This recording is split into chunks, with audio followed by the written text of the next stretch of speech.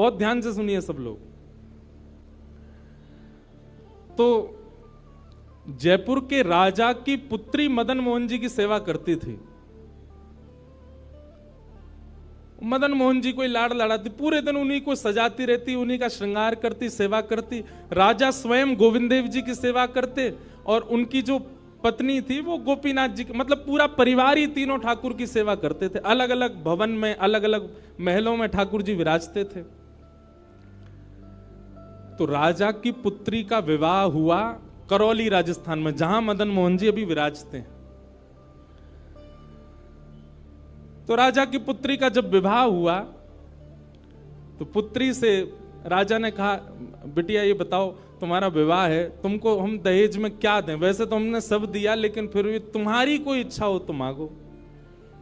उसने कहा, पिताजी मुझे सबसे ज्यादा प्रेम श्री मदन मोहन जी से है। आप माता जी और पूरा परिवार गोविंद देव जी गोपीनाथ जी की सेवा किया करो। मदन मोहन जी को मैं ले जाऊं अपने साथ, अपने ससुराल में इनकी सेवा करूंगी। बड़ी अच्छी कथा है, ध्यान से सुनना। राजा रोने लगा, अपनी पुत्री के चरणों में सिर झुका के बोला, मुझे क्षमा कर दे पुत्री, तू जो मांगेगी सो दूंगा, पर ये मेरे हृदय है, मैं इनको नहीं दे सकता। मैं वृंदावन से मुगलों से बचा करके इनको लेके आया हूं। वैसे तो ठाकुर जी को बचने की कोई आवश्यकता नहीं, ठाकुर जी कृपा करके आए हैं जयपुर में राजा के ऊपर, पर इनको देख करके मेरे प्राण बचते हैं। तू जो मांगेगी सो दे दूंगा। पर मदन मोहन जी बोले, पिताजी गोविंद देव जी गोपीनाथ जी हैं ना आपके पास में, मदन एक ठाकुर जी मुझको दे दो। यहां राजा की जिद हो गई, नहीं दूंगा। पुत्री की जिद हो गई कि मुझे तो चाहिए, नहीं तो मैं विदाई नहीं होंगी। राजा की पत्नी ने भी कहा, अब इतनी कह रही है तो आप दे दीजिए ना, हमारे पास 2 ठाकुर हैं, इनकी सेवा हम करेंगे विस्तार से। और वैसे भी मदन मोहन जी की पूरी सेवा बचपन से उसने ही की है। तो राजा ने एक प्रस्ताव रखा। बोले, अच्छा पुत्री एक काम करते हैं। बोले, क्या? मैं तेरी आंख पे पट्टी बांधूंगा और आंख पे पट्टी बांध करके मदन मोहन जी जैसे 7 स्वरूप तेरे सामने खड़ा करूंगा, जिनमें से 6 स्वरूप जो होंगे वो मैं बनवाऊंगा और 1 स्वरूप वास्तविक मदन मोहन जी होंगे। आंख पे पट्टी बांध करके तुझे स्पर्श करके अगर तूने असली मदन मोहन जी को पहचान लिया तो मैं ये मान जाऊंगा कि तू नहीं, ठाकुर जी तेरे संग जाना चाहते हैं। ठाकुर जी की इच्छा पता चल जाएगी। तो राजकुमारी बोली, ठीक है, आप ये प्रयोजन कीजिए। राजा ने महाराज कारीगरों को बुलवाया और मदन मोहन जी के डिट्टो कॉपी 6 स्वरूप बनवाए और 6 स्वरूप बनवा करके मदन मोहन जी सहित 7 स्वरूपों को खड़ा किया। पुत्री के आंख पर पट्टी बांध दी, एक जैसा इत्र, एक जैसी पोशाक, एक जैसा मुकुट, एक जैसा श्रृंगार, सब कुछ बिल्कुल एक जैसा। और कहा, पुत्री अब तू इनमें से जो 7 में से पहचान लेगी, अगर असली तेने पहचान ली तो मैं तेरे संग भेज दूंगा। उसने हाँ तो बोल दिया, लेकिन वो कांपने लगी, घबराने लगी। जैसे ही उसने नेत्रबंद किए तो कथा ऐसी है कि वो रात्रि में जब सोई, अगले दिन परीक्षण होना था, तो रात्रि में जब सोई तो बहुत रोई और ठाकुर जी से कहने लगी, नाथ मैं आपसे बहुत प्रेम करती हूं, मैं आपके बगैर नहीं रह सकती, पर मेरे पिताजी की बहुत जिद है। अब कहीं मैं आपको नहीं पहचान पाई, मेरे तो प्राण ही निकल जाएंगे, विदा होना तो बहुत दूर की बात है।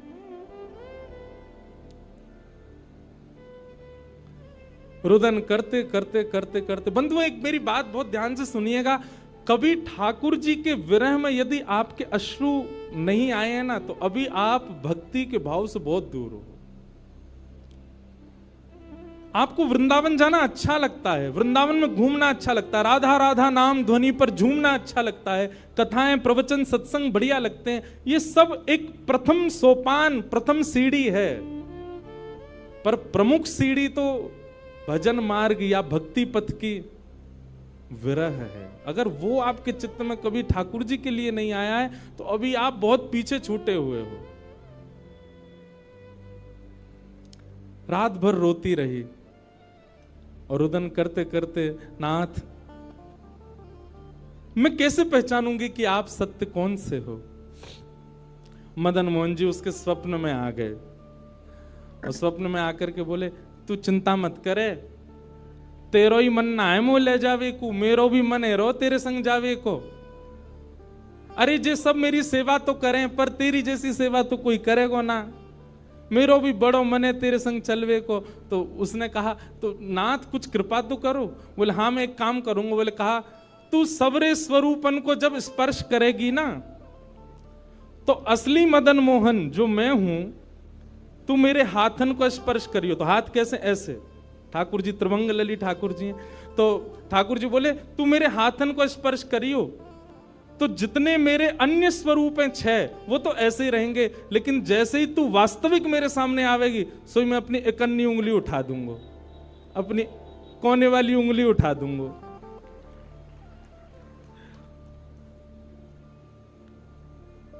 ठाकुर जी कितना प्रेम करते हैं अपने भक्त से।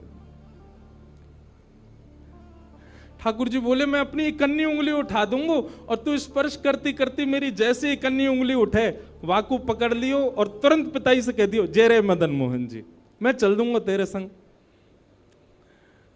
अब तो दूसरे दिन वो पिताजी के पास गए, पिताजी जल्दी करिए, कब चलना है, कब? बोले तुझे तो इतना विश्वास है जैसे तू वास्तविक में मदन मोहन जी को ले ही जाएगी, लेकिन बिटिया तू भी याद रखियो, मैंने ऐसे स्वरूप बनवाए हैं कि कोई बता ही नहीं सकता कि असली मदन मोहन कौन से।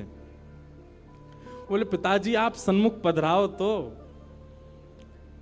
महाराज भीड़ लग गई देखने वालों की, पूरा राजभवन इकट्ठा हो गया जयपुर का। 7 स्वरूप विराजमान हुए। पुत्री के आंख पर अभी विवाह हुआ, उसका विदाई नहीं हुई है, आंख पर पट्टी बांध करके और कहा जाओ, अगर मदन मोहन जी की इच्छा होगी तो तू ढूंढ ले। अब मदन मोहन जी तो पहले ही बता चुके हैं, ऐसे मिलूंगा। जैसे मानो टीचर पहले ही एग्जाम पेपर लीक कर दे, ये क्वेश्चन आने वाले, तैयार कर आना। उसने जाग करके जैसे स्वरूप स्पर्श करने प्रारंभ किए, पहला बोले ये नहीं है, दूसरा स्पर्श किया, ये भी नहीं है। ठाकुर जी खड़े थे 5वीं पंक्ति में, 5वें वाले थे। तीसरे स्पर्श किए, बोले ये भी नहीं है। चौथे किए, बोले ये भी नहीं है। जैसे ही 5वें का स्पर्श किया और मुखमंडल का स्पर्श किया, गले का स्पर्श किया, वक्ष का स्पर्श कर, जैसे ही ठाकुर जी की भुजा पकड़ी, सो ठाकुर जी ने अपनी इकन्नी उंगली हिला दी। और जैसे ही इकन्नी उंगली हिलाई, उसने तो, पिताजी यही है मदन मोहन जी। आहा, राजा के तो नेत्रों से आंसू गिर गए, चरणों में गिर गए, उठ करके अपनी बिटिया को गले से लगा लिया, कान में बोले बोले मैंने इकन्नी उंगली हिलते हुए देख ली। मुझे ये बात पता चल गई है कि भैया तेरी जिद नहीं है इनको ले जाने की, इनकी भी जिद है तेरे संग जाने की। और महाराज गाजे बाजे रथ में आरूढ़ करके श्री मदन मोहन लाल जी करौली राजस्थान को प्रस्थान किए। बोलो मदन मोहन लाल की। बिहरत निस दिन कुंज गलन में, ब्रज जन मन सुख धाम।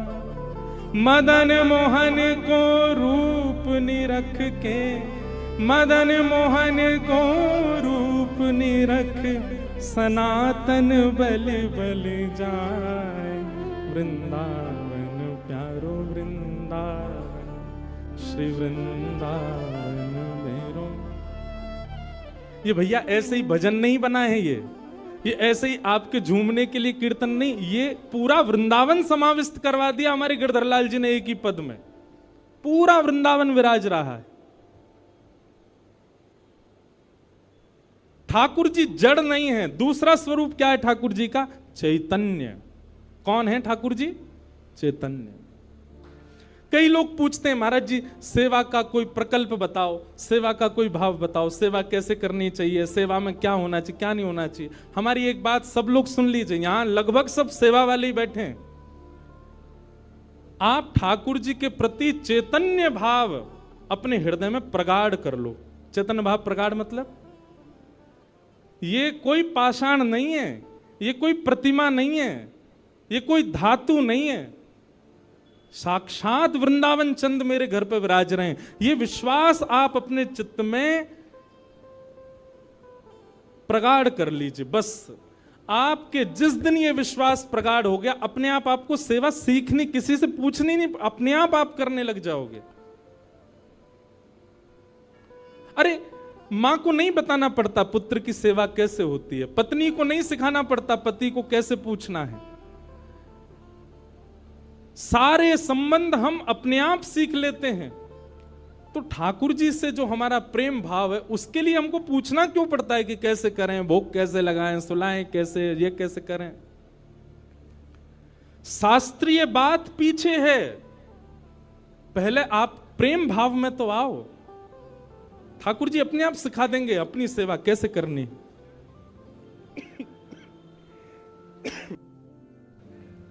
प्रेम भाव, उनके प्रति पाषाण की बुद्धि मत रखो, चैतन्य भाव रखो।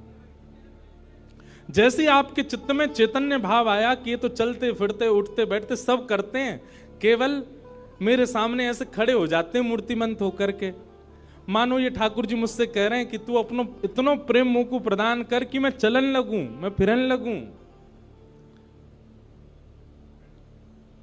सब लोग एक बात याद रखिएगा, जिसके भी घर में ठाकुर जी की सेवा है, ठाकुर जी हमको चैलेंज करते हैं, अगर तो में सामर्थ्य हो तो अपनी भक्ति से, अपने भाव से, अपने समस्त प्रयासों से तू मुझे चलवा के दिखा दे, तू मुझे बुलवा के दिखा दे।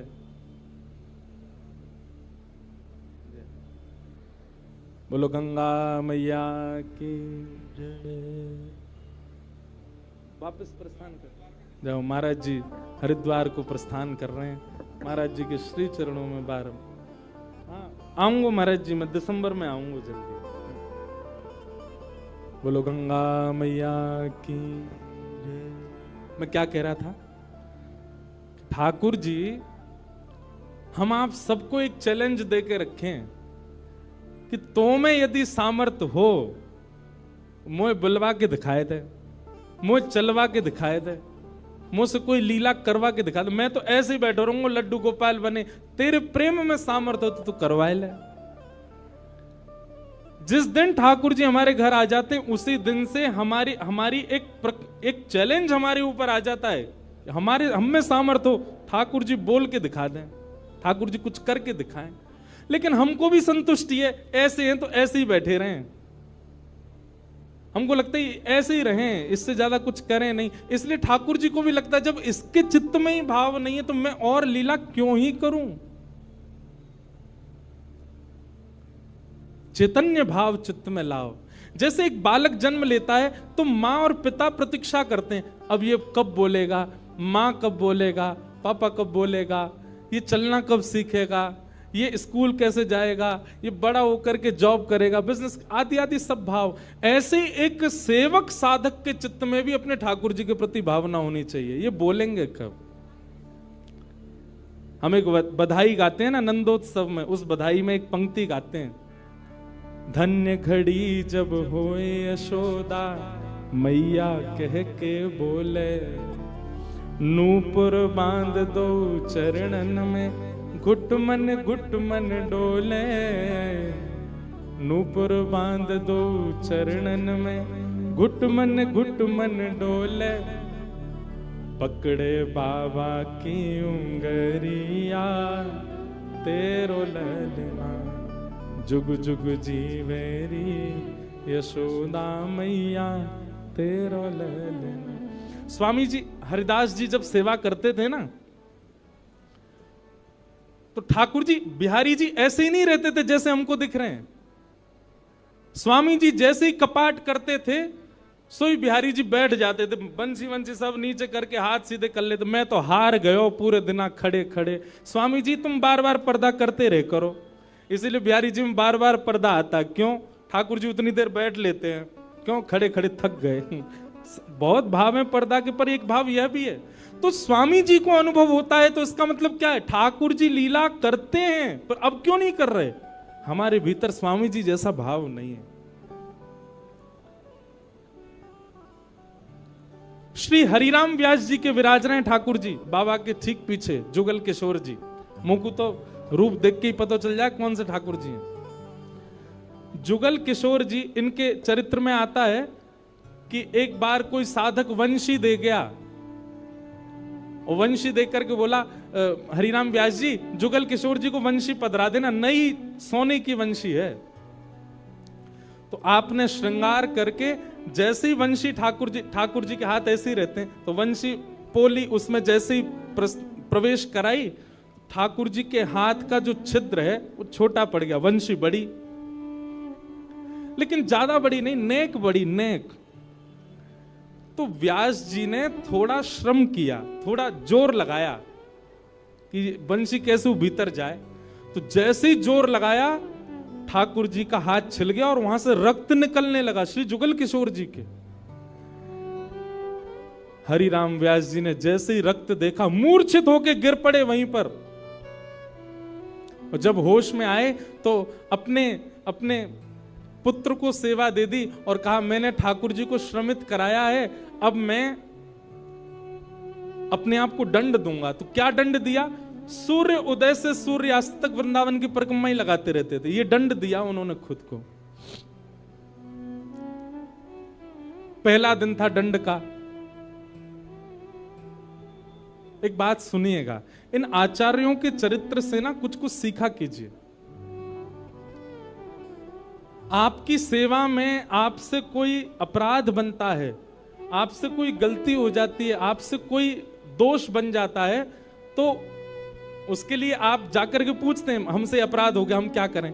पूछिए मत, स्वयं को अपने आप ही दंड उत्सव मना लीजिए। और दंड उत्सव क्या है? तुरंत वृंदावन जाओ, एक परिक्रमा लगाओ, किसी वैष्णव को प्रसाद पवाओ, ब्रजवासी को कुछ दे करके उनको प्रसन्न करके आओ। यही दंड है वैष्णव अपराध का, भगवत अपराध का। तो श्री हरिराम व्यास जी वृंदावन में भ्रमण करते रहे, परिक्रमा लगाते रहे। परिक्रमा करके रात्रि में जैसे ही लौट करके आए, बहुत सावधानी से सुनो, तो शयन का दर्शन करने जब गए तो शयन के दर्शन में आपने क्या देखा कि जुगल किशोर जी ने स्वर्ण की वंशी धारण कर रखी, वही वंशी जो सुबह वो पधराना चाह रहे थे। उन्होंने अपने पुत्र को बुलाया, पुत्र को बुला के बोले ये वंशी सुबह ठाकुर जी के हाथ में नहीं आ रही थी, अभी कैसे धारण हो गई? बोले पता नहीं पिताजी, आप तो चले गए थे, मैंने वंशी उठा करके धारण कराई, ठाकुर जी ने धारण कर ली। हरिराम व्यास जी ने जैसे ही वंशी निकाल करके देखी तो क्या पाया? ठाकुर जी ने अपना हाथ ही बड़ा कर लिया वंशी धारण करने के लिए, उनके लिए। अब ताली से काम नहीं चले, हमारे ठाकुर जी करते हैं ऐसे? क्यों नहीं करते? और हम संतुष्ट क्यों हो जाते हैं? जैसी सेवा है उससे हमको प्रसन्नता क्यों हो जाती है? नहीं। ये इस बात का प्रमाण है कि कहीं ना कहीं हमारी भक्ति में, हमारे भाव में, हमारे प्रेम में अभी वो स्तर नहीं आया कि ठाकुर जी उसको स्वीकार कर लें। इसलिए भैया, सबसे पहली बात भक्ति में, सेवा में सबसे पहला प्रकार, ठाकुर जी को आप चैतन्य मानो। वो जड़ नहीं है, वो पीतल के नहीं है, वो अष्टधातु के नहीं है, वो मार्बल के नहीं है, वो साक्षात ठाकुर जी हैं, वो साक्षात चैतन्य है। उनके प्रति चैतन्य बुद्धि आपने धारण कर ली, अपने आप ठाकुर जी अपने आप लीलाएं कराना प्रारंभ कर देंगे। मुझको राधा रमण कर दो वैसा, मुझको राधा, नित्य की प्रार्थना होनी चाहिए ठाकुर जी से। रटू में तेरा नाम यूं आठों याम, रटू में तेरा यूं आठों याम, रटू में तेरा नाम यूं आठों याम,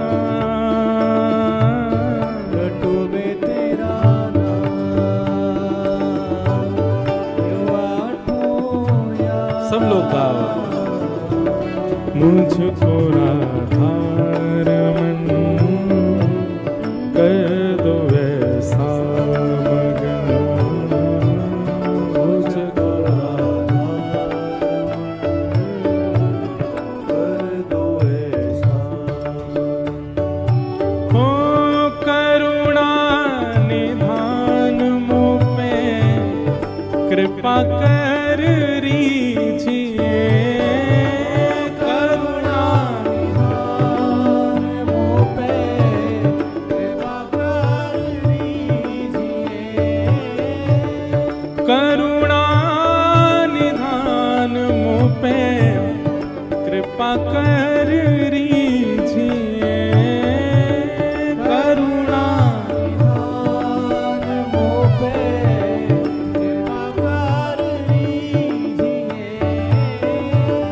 ब्रज में बसा के मोहे सेवा सुख दीजिए, ब्रज में बसा के मोहे सेवा सुख दीजिए। ओ ब्रज में बसा के मोहे सेवा सुख दीजिए, ब्रज में बसा के मोहे सेवा सुख दीजिए। और प्रेम से भर दो मन, गाऊं तेरे भजन, प्रेम से भर दो मन, गाऊं तेरे भजन। ओ रटूं मैं तेरा नाम यूं आठों याम, रटूं मैं तेरा नाम यूं आठों याम, मुझको राधारमण कर दो ऐसा मगन, मुझको राधारमण कर दो ऐसा। श्री राधारमण लाल की। करताल बजा के गाओ।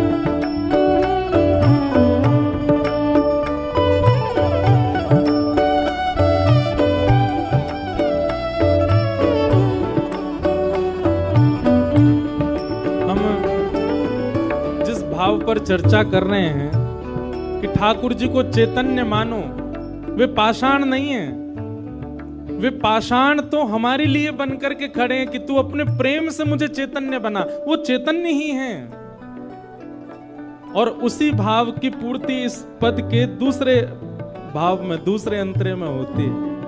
भाव से गाओ सब लोग। भाव भरे भूषणों से आपको सजाऊं मैं, भाव भरे भूषणों से आपको सजाऊं मैं, भाव भरे भूषणों से आपको सजाऊं मैं, भाव भरे भूषणों से आपको सजाऊं मैं। और नित नव भोज निज हाथों से पवाऊं मैं, नित नव भोज निज हाथों से पवाऊं मैं। ओ नित नव भोज निज से पवाऊं मैं, इतना बोझ दीजिए हाथों से पवाऊं। भैया हम सबके लाल जी पूरे दिना खड़े रहे और कोई के लड्डू गोपाल हैं तो पूरे दिना बैठे रहे, उनके पामन में दर्द ना हो तो ऐसी भावना हमारे चित्त में नहीं आती कभी। नित्य की सेवा में एक काम किया कीजिए, रोज रात्रि अपने ठाकुर जी के चरण जरूर दबाया कीजिए। सिंथेटिक नहीं पर असली वाला इत्र मंगाइए, थोड़ा महंगा आएगा, मंगवाओ ठाकुर जी की सेवा के लिए, और चरणों में इत्र लगा करके और फिर बड़े धीमे धीमे उंगलियों से।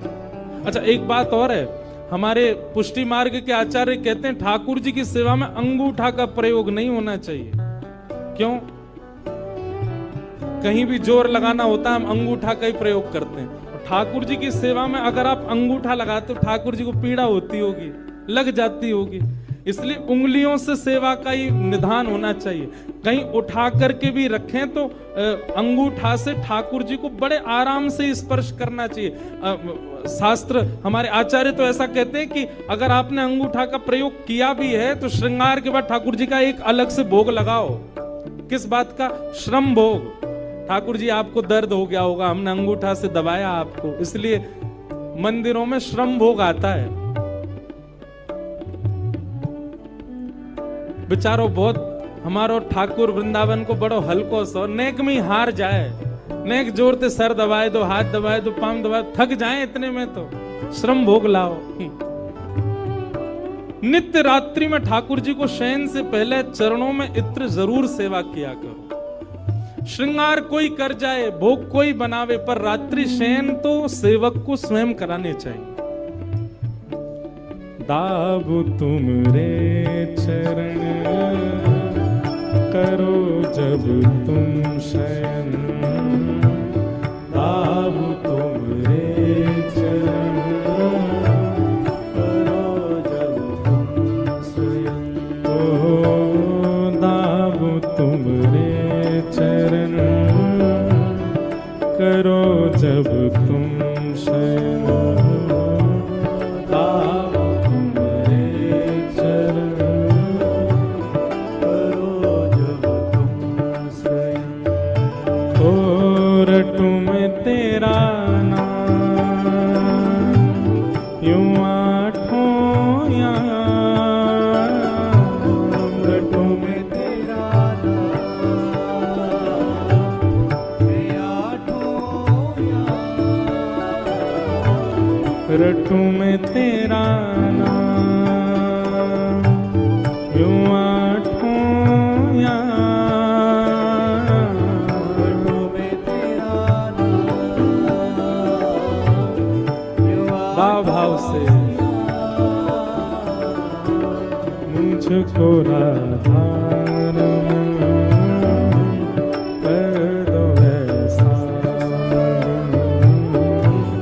मुझको आधार कर दो ऐसा, ओ मुझको राधार कर दो ऐसा, मुझको आधार कर दो ऐसा। ओ जय